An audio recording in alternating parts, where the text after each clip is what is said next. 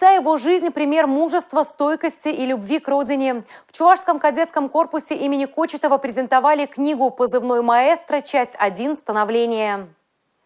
Она посвящена герою России Николаю Гаврилову, а также другим летчикам, воинам-интернационалистам, пограничникам, военным, полярникам. Авторы издания Геннадий Ельцов и Евгения Кириллова. Главный герой книги – живая легенда российской авиации. Он родился в селе Янгли Чеканашского района Чувашии. После окончания школы поступил в Сызранское летное училище, где и полюбил винтокрылые машины. Николай Гаврилов с отличием окончил училище, участвовал в боевых действиях в Афганистане, где стал самым молодым командиром эскадрильи вертолетов. В 90-х годах также с отличием окончил военно-воздушную академию имени Гагарина, школу летчиков-испытателей. Проходил службу в авиации ФСБ России, обеспечивал работу антитеррористических групп «Альфа» и «Вымпел». Николай Гаврилов за мужество и героизм, проявленный при выполнении спецзадания, удостоен звания Героя России. О жизни, судьбе и работе сегодня сам герой говорил с юными кадетами в Чебоксарах. Я сейчас работаю региональным директором авиакомпании ЮТР и до сих пор летаю на том же вертолете Ми-8, на котором я закончил училище в 1979 году. Никогда не мечтал стать генералом и героем. Отличных специалистов много. Надо быть лучшим. В любой профессии, если ты станешь лучшим, то тогда на тебя обратят внимание. Тогда тебе поручат самые ответственные дела, и ты постараешься по привычке сделать их тоже лучше всех.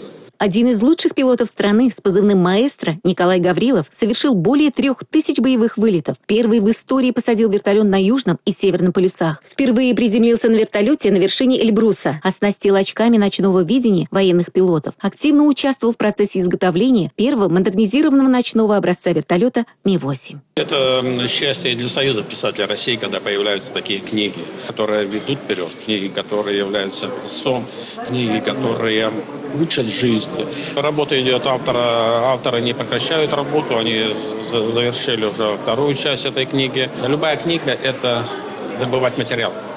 Добывать материал и то ли расспросами, то ли разговорами, то ли документами. Но это добыча материала, а тем более в документальной книге нельзя сфальшивить. В документальной книге нельзя что-то придумать. Мы сейчас выпустили издание второе, дополненное первой части. То есть это мы добавили определенные материалы, дополнительные фотографии, которые нам прислали сослуживцы Николая Федоровича, и поэтому и объем книги уже возрос. Весь период Афганистана Николая Федоровича, он описан именно в первой части. Недавно, можно сказать, что мы запустили эту книгу на Озон. Теперь она доступна любому гражданину нашей страны. Книга в современных условиях является необходимым атрибутом воспитания нашей молодежи. Это книга о тех событиях, где мне приходилось вместе со всеми с вами принимать участие.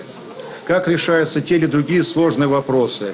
Показана методология решения этих сложных жизненных ситуаций, которой мы надеемся, нашей молодежи в их жизни поможет выбрать правильный путь. Как признается сам Николай Гаврилов, для него в детстве кумиром был летчик-космонавт, дважды Герой Советского Союза Андриан Николаев. А сегодня уже сам Гаврилов – пример для подражания для подрастающего поколения, особенно для кадетов.